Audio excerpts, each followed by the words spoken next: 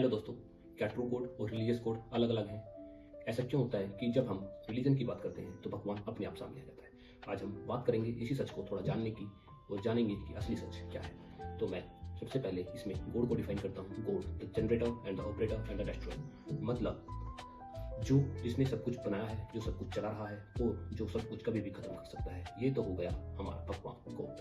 अब हम बढ़ते हैं रिलीजन की तरफ। रिलीजन एक ऐसी आइडेंटिटी है जो हमें बताता है कि हमें कैसे जीना है, हम कहाँ से बिलोंग करते हैं, हमें एक सेंस ऑफ मोरालिटी देता है, हमें बताता है कि हमें कोऑपरेशन कैसे रखना है एक दूसरे में, हमें लव एंड यूनिटी के साथ जीना सिखाता है। तो अब क्वेश्चन ये आता है कि जब रिलीजन एक ऐसी आइडियोलॉजी है तो इसमें भगवान कहाँ से आया?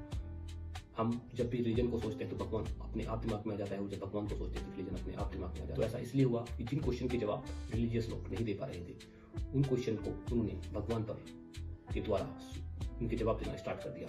जैसे कि मैं आपको एक एग्जांपल के साथ बताता हूँ। पहले जो हमारी फसलें होती थी वो बारिश के ऊपर डिपेंड होती थी।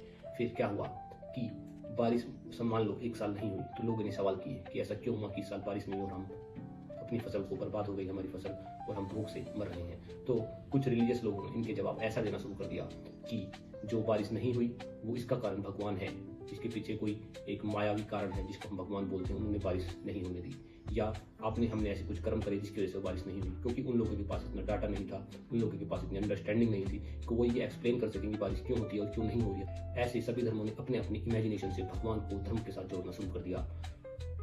इसलिए ऐसा बोला जाता है कि जो रिलीजियस कोड है वो इमेजनरी कोड है, वो कोड ऑफ कैप्स है। मतलब जहां पर रिलीजियस लोगों को जवाब नहीं मिल रहे थे तो उन्होंने भगवान को उस कैप में फिल करना शुरू कर दिया।